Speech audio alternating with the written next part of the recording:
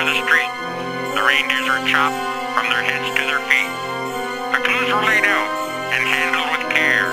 We realized a fat man was also found there.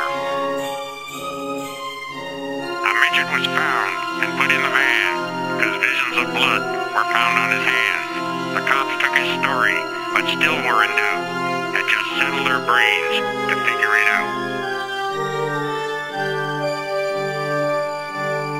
When out on the street arose such a clatter, I sprang from the car to see what was the matter. Away from the car door, I flew like a flash and ran to the place where something had crashed.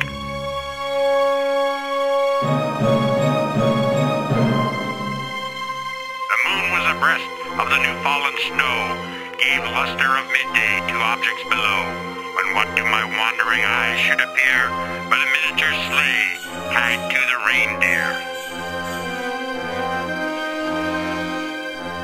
With the little old driver, now dead and gone, I knew in a moment this case would be long.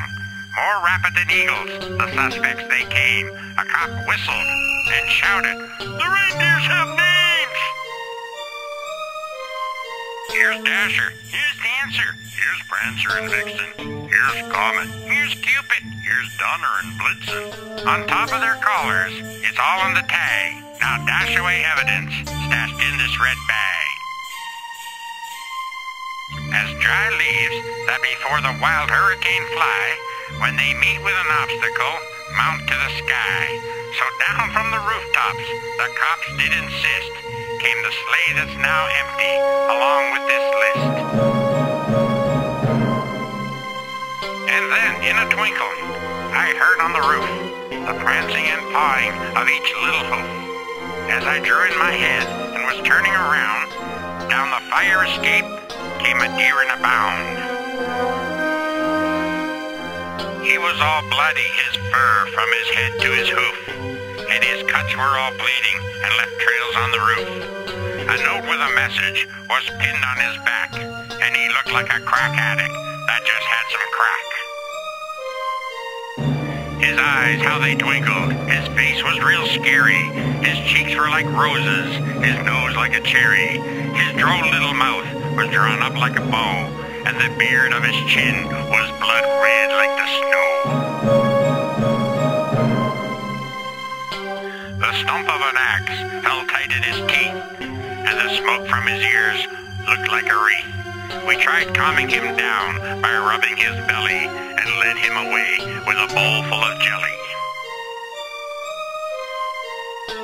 In the van was a chubby and jolly old elf, and I laughed when I saw him, in spite of myself.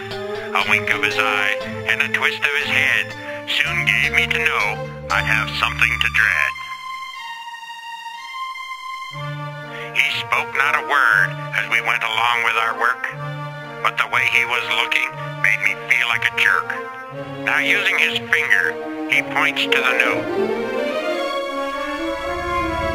"You better watch out," somebody wrote.